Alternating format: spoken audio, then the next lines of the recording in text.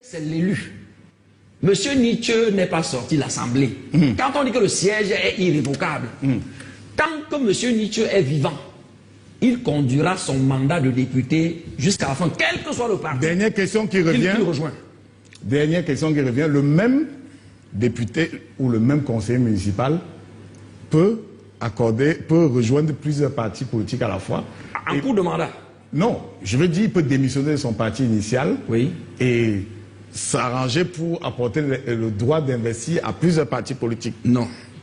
Ce n'est pas impossible. Justement, c'est la précision que je donne. Qu'est-ce que la loi a prévu? Le seul moment, c'est-à-dire que l'appartenance... plusieurs cartes. Non, l'affiliation d'un élu s'apprécie au moment où son mandat va jouer un rôle. Mais si l'élu proposait 3 cartes... Non, chaque carte, si entre-temps il a migré plusieurs fois, son appartenance à chaque parti ne vaudra que pour la période dont il a été le militant.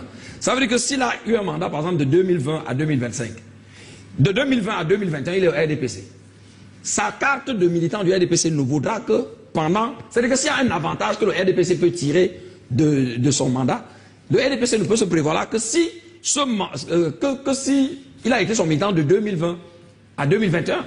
Si l'individu a démissionné du RDPC en 2021 et a rejoint un autre parti dans lequel il a fait encore 2 autres années, ce parti ne peut se prévoir que de la période dont il a été son élu. Et c'est pourquoi je dis en matière d'élection présidentielle, le seul moment où on doit se placer pour apprécier l'appartenance d'un élu, c'est le jour de la convocation du corps électoral.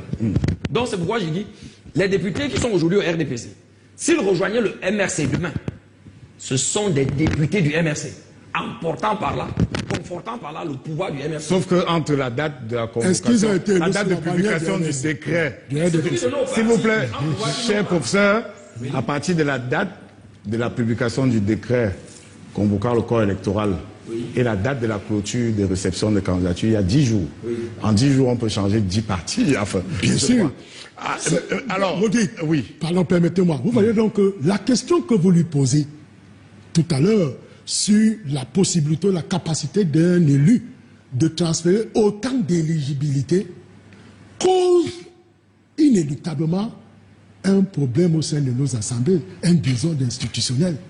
Imaginez-vous, et ça va favoriser, monsieur Rodi Tongue, ça va favoriser la paresse. Aucun parti politique n'ira plus à la compétition électorale. Mais ça, c'est pas le droit. Non, écoutez, c'est une analyse. C'est pas le droit. Non, c'est une analyse. Non, c'est même le droit, parce que ça revient toujours à l'article 3 de la Constitution. Le droit à la transhumance de l'élu. Non, écoutez. Non, professeur. Oui. Nous avons évoqué... La transhumance est illimitée, professeur. Elle est illimitée. Il n'y a pas un nombre de partis. Conséquence non néfaste, ça crée un désordre institutionnel. Mais sur le plan juridique, on s'en fout. Je sors donc là du droit pour convoquer l'éthique. Le bon sens, la morale. Parce que je veux vous dire, Tanguy, si en une mandature, un élu transfuge va se rallier, première année de la mandature, il est dans son parti initial, deuxième année, il va dans un autre parti qui n'est pas allé aux élections, il confère l'éligibilité, il quitte. Il parle de notre parti, il confère l'éligibilité. Mais écoutez, ça crée donc une paresse dans la compétition électorale. Les uns et les autres estimeront que je peux dormir tranquillement chez moi. Je ne mets pas en exergue l'article 3 de la Constitution. Le moment venu, lorsque j'ai un peu de moyens, je m'avais sudoyé quelques élus qui rejoignent mon parti et je me suis à l'élection présidentielle. Mais ce serait trop facile ça, Rodi Tongue. Moi je pense que, et vous me permettez, je réponds un peu aux collègues, cela démontre donc la dangerosité de la transhumance politique, dont j'ai évoqué qu'il y a un effet positif, il y a aussi des effets négatifs qu'il faut y relever. Maintenant, vous avez vu tout à l'heure, le collègue a parlé des instruments juridiques internationaux qui sont réceptionnés, mais je voudrais lui opposer l'article 45 de la Constitution, qui est suffisamment très clair. Les traités et engagements internationaux régulièrement ratifiés ou approuvés ont, dès leur publication, une valeur supérieure aux lois. On dit bien aux lois et non à la Constitution. La nuance mérite d'être relevée. Bien sûr. Parce que dans notre dispositif normatif, cela veut dire quoi?